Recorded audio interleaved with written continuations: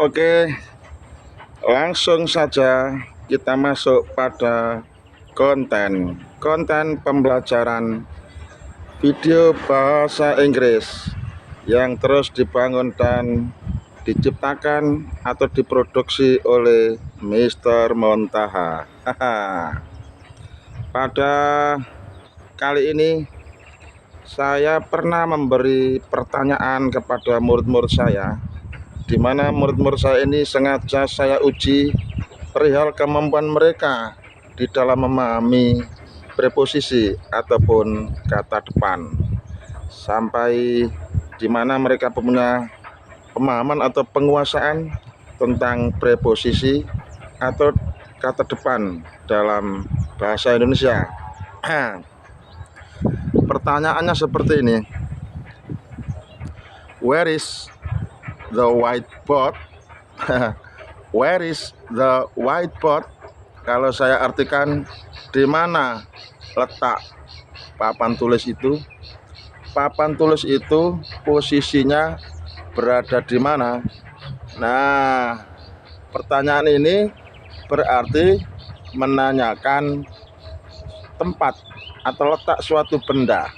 Maka jawaban yang diinginkan adalah harus menggunakan preposisi.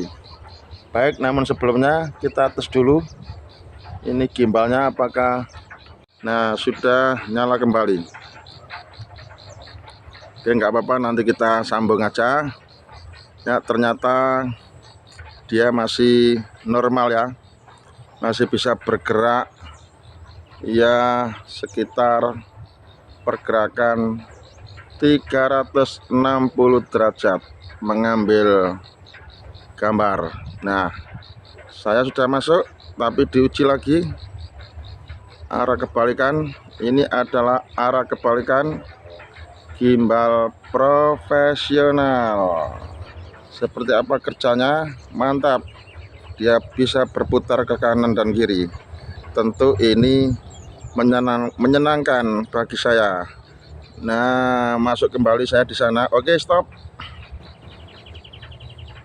Saya ulang pertanyaannya, where is the board? Where is the whiteboard? Jadi papan tulis itu bisa kita ucapkan blackboard ya. Blackboard papan tulis, whiteboard juga papan tulis. Bedanya kalau blackboard berarti nanti warnanya hitam pakai kapur, kalau whiteboard warnanya putih pakai spidol. Where is the whiteboard? Di mana letak, di mana posisi papan tulis?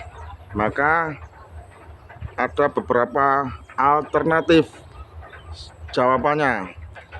Misal jika menggunakan preposisi on, maka jawabannya akan begini: The whiteboard is on the wall.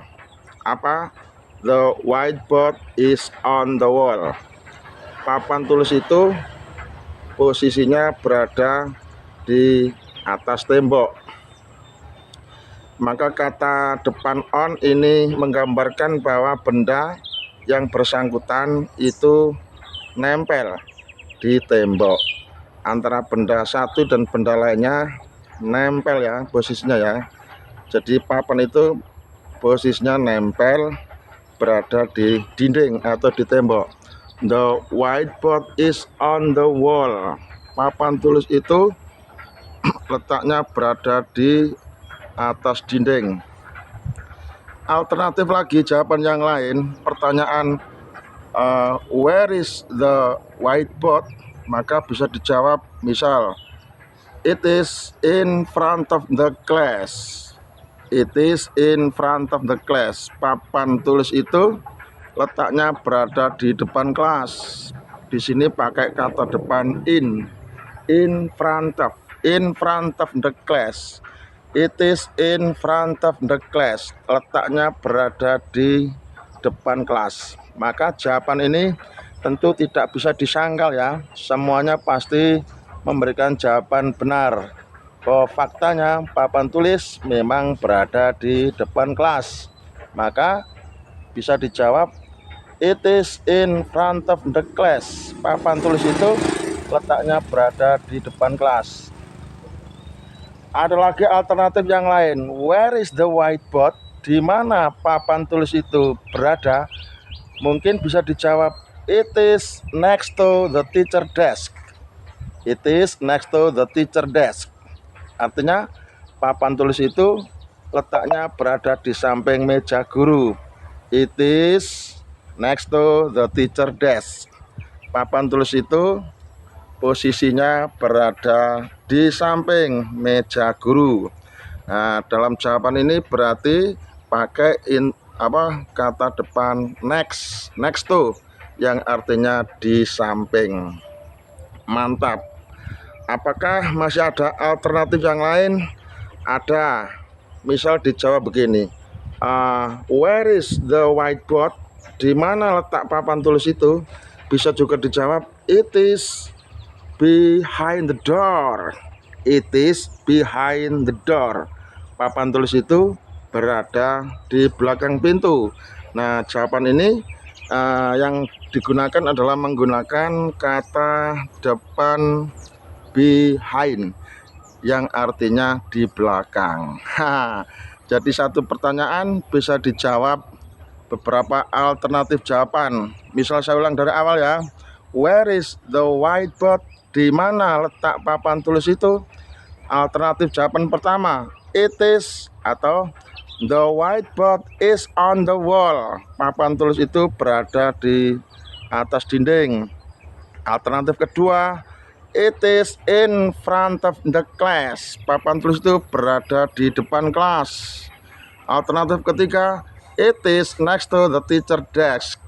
Papan tulis itu berada di samping meja guru. Alternatif yang keempat, it is behind the door. Papan tulis itu berada di belakang pintu.